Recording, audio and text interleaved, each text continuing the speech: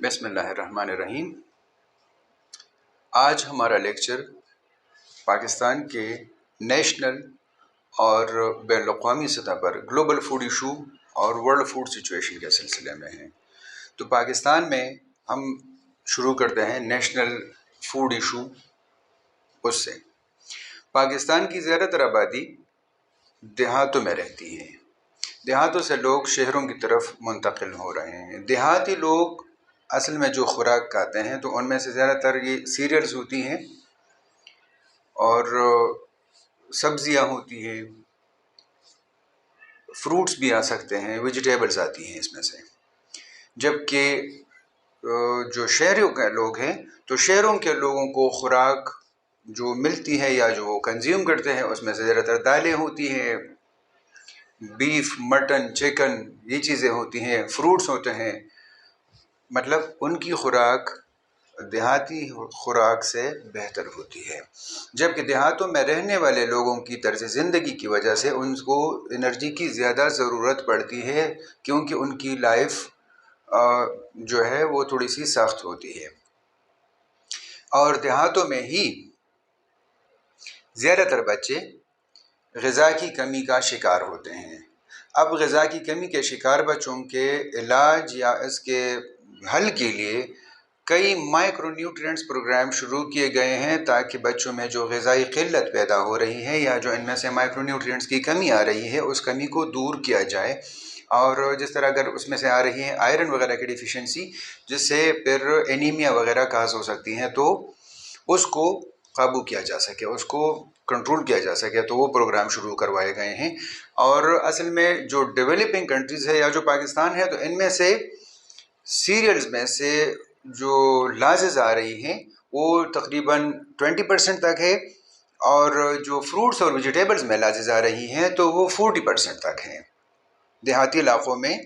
پاکستان میں جو food losses آ رہی ہیں وہ 20% سیریلز میں اور 40% جو ہے فروٹس ویجیٹیبلز میں آ رہی ہیں۔ اب خوراک میں یہاں پر بھی آ رہی ہیں اور ڈیولپ ورلڈ میں بھی آ رہی ہے، اس کو بھی ڈسکس کریں گے، ساتھ میں اس پہ بات کریں گے کہ اس کے پاسبل ریزنز کیا ہو سکتے ہیں۔ تو یہاں پر تو امپراپر ہینڈلنگ ہے،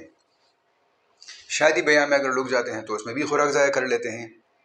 کچھ کھاتے ہیں کچھ ضائع ہو جاتی ہے۔ اسی طرح اگر بندہ اپنے خوراک جتنا وہ لینا چاہتا ہے اس حساب سے اپنے پلیٹ میں ڈال کے اتنا کھا لے تو زیادہ بہتر رہتا ہے، لیکن یہاں پر اگر اس طرح نہ کیا جائے تو پھر وہ غذا دوسروں کے لیے بھی قابل استعمال نہیں رہ پاتی اور خود بھی ضائع ہو جاتی ہے۔ اسی طرح اگر گلوبل فوڈ ایشو کے سلسلے میں بات کی جائے تو پاپولیشن چونکہ ڈیولپنگ ورلڈ میں بھی زیادہ ہو رہی ہے اور دنیا بھر میں بھی اس کی آبادی بڑھ رہی ہے۔ اگر دیکھیں تو 8 بلین سے بھی تجاوز کر چکی ہے۔ اب جو آبادی بڑھ رہی ہے تو آبادی کے بڑھنے کے ساتھ دو چیزیں آ رہی ہیں، ایک تو انڈسٹریلائزیشن ہو گئی ہے اور دوسری طرف کنسٹرکشن وہ شروع ہے جہاں پہ لوگ بلڈنگز وغیرہ بنا رہے ہیں۔ تو جو انڈسٹریلائزیشن ہو رہی ہے اور کنسٹرکشن ہو رہی ہے تو دونوں کی وجہ سے زمین جو قابل کاشت تھی وہ کم ہوتی جاتی ہیں اور آبادی بڑھتی جاتی ہے۔ تو اس کے لیے پھر اس کا ایک ہی حل ہو سکتا ہے کہ ایسے ورائٹیز کو گرو کیا جائے کہ جو کم فرٹیلائزر سے، پیسٹیسائڈ سے اور پانی کی سپلائی سے زیادہ پیداوار دے سکیں۔ شروع میں گرین ریولوشن میں بھی ایسے ہی ہوا تھا کہ انہوں نے ہائیبریڈ ورائٹیز انٹروڈیوس کی تھی، لیکن ہائیبریڈ ورائٹیز کے پانی کنزمپشن کا جو مقدار تھا وہ زیادہ تھا، اور پانی کے مقدار کے علاوہ ان کے فرٹیلائزرز اور پیسٹیسائڈز وغیرہ بھی زیادہ درکار تھے، تو اس وجہ سے پھر وہ لوکل ورائٹیز کے مقابلے میں کچھ کم یا کچھ اس انداز سے کمبیٹ نہیں کر رہے تھے۔ تو پھر انہوں نے اس پہ ریسرچ سینٹرز بنا دیے ان ممالک میں اور اسی پہ کام شروع کر دیا کہ جو کم فرٹیلائزرز، پیسٹیسائڈز، دوسری چیزیں، انسیکٹیسائڈز اور کم پانی سے بہتر پیداوار دے سکے اور جو موسمیاتی حالات ہیں ان کا بہتر مقابلہ کر سکے۔ اب ڈیولپ ورلڈ میں بھی فوڈ لاسز جو ہے وہ اراؤنڈ 25% ہے۔ 25% کس وجہ سے آ سکتی ہیں؟ یہ پروسیسنگ کی وجہ سے، ڈسٹریبیوشن کی وجہ سے، پیکیجنگ کی وجہ سے، اسٹوریج کی وجہ سے، ٹرانسپورٹیشن کی وجہ سے، مس ہینڈلنگ وغیرہ جو ساری چیزیں اس میں آتی ہیں اس کی وجہ سے یہ خوراک ضائع ہو جاتی ہے اور قابل استعمال نہیں رہ پاتی۔ تو اگر اس پہ توجہ دی جائے تو خوراک کی کمی کو کافی حد تک کنٹرول کیا جا سکتا ہے۔ دوسری طرف ہائیبریڈ ورائٹیز جیسی جو بہتر پیداوار دے سکتی ہیں نامساعد حالات میں بھی، تو ان کی وجہ سے خوراک کی مقدار تقریباً 10 سے 20% تک فرام 10 to 20% وہ انکریز ہو سکتی ہے۔ اب جب یہ خوراک انکریز ہو جائے گی تو اس سے غذائی قلت بھی کم ہو جائے گی، یا ختم تو نہیں ہو سکتی لیکن کم ضرور ہو جائے گی، اور جو مال نرشڈ چلڈرن ہے کیونکہ ان کی گروتھ زیادہ ہو رہی ہوتی ہے تو ان کے لیے سب سے زیادہ انرجی ریکوائر ہوتی ہے، تو ان کے زیادہ سفر کرتے ہیں اس میں سے، اور لاسز ہمیشہ جو ہم دیکھتے ہیں تو وہ ڈیولپنگ ورلڈ میں زیادہ ہوتی ہیں as compare to the develop world.